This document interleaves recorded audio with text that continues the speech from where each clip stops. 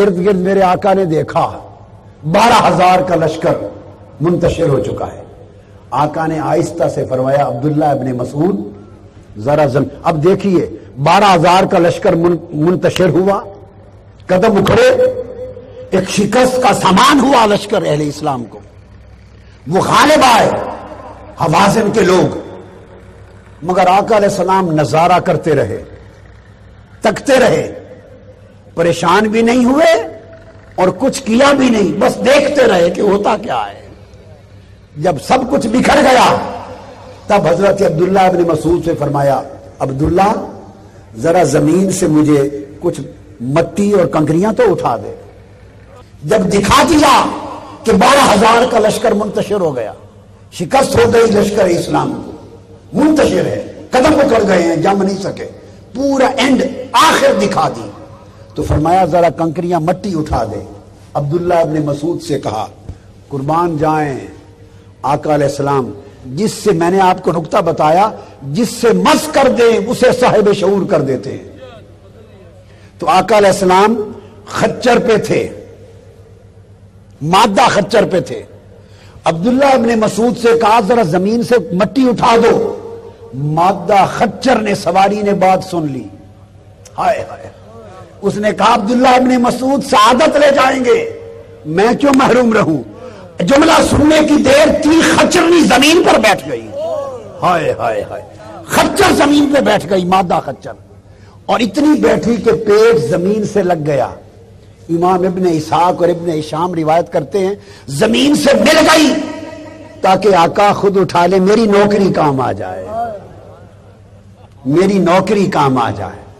آقا علیہ السلام نے مٹی اٹھا لی, مٹھ میں لے کر, مشت میں وہ مٹی. اب وہاں تو 900 کافر تھے غزوہ بدر میں, بات جہاں سے شروع کی تھی اس جگہ پہ لا رہا ہوں. یہاں 30,000 کافر تھے. کتنے تھے؟ 30,000 کافر تھے. اب بات توجہ والی ہے, ایک مٹھ مٹی کی ہے. آقا علیہ السلام نے ان کی طرف شاہت الوجوہ کے کلمات اعلان کر کے پھینکی, ایک مٹھ مٹی کی. اب مجھے بتائیں اپنی مثل سمجھنے والے, ایسی غلطیوں میں مبتلا ہونے والے, اور حضور کو اپنی عقل اور قیاس کے پیمانوں پہ ناپنے والے نادان, تھوڑا سوچیں, تھوڑا سوچیں. ایک مٹھ مٹی ہو, آپ اسے پھینکیں, کتنے کے منہ پہ پھینک لیں گے؟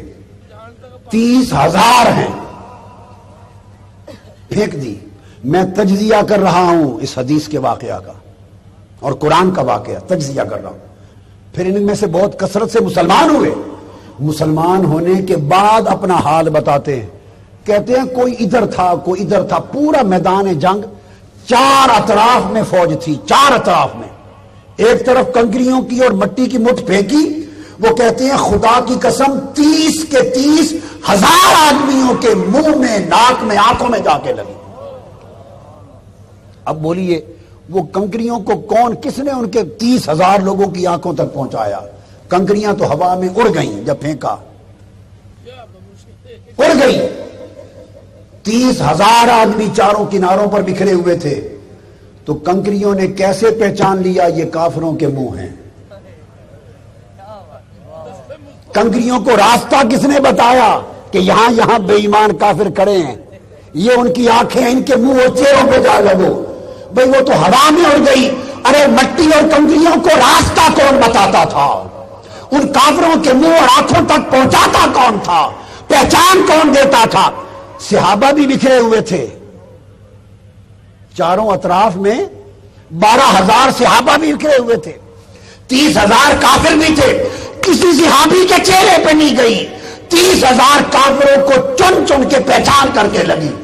ان کنکریوں کو شعور کس نے دے دیا؟ ایک مصطفیٰ کے ہاتھ نے کنکریوں کو شعور دے دیا. اور پھر ان کے قدم اکھڑے اور 12,000 صحابہ کا لشکر جرار انہیں ہرا نہ سکا, شکست کھا گئے. آقا علیہ السلام کے ایک ہاتھ کی کنکریوں نے 30,000 کے لشکر کو شکست دی, وہی شکست دی. اور یہ وہ جنگ ہے جس میں صحابہ بکھر گئے تھے. اس جنگ میں مسلمانوں کے لشکر کے صرف 4 آدمی شہید ہوئے. صحابہ کتنے؟ صرف 4 شہید ہوئے. اور کافر قبیلہ حوازن کے 300 مارے گئے. 300 مارے گئے. 24,000 اونٹ ان کے مال غنیمت میں پکڑے گئے. 40,000 سے زیادہ بکریاں آئیں.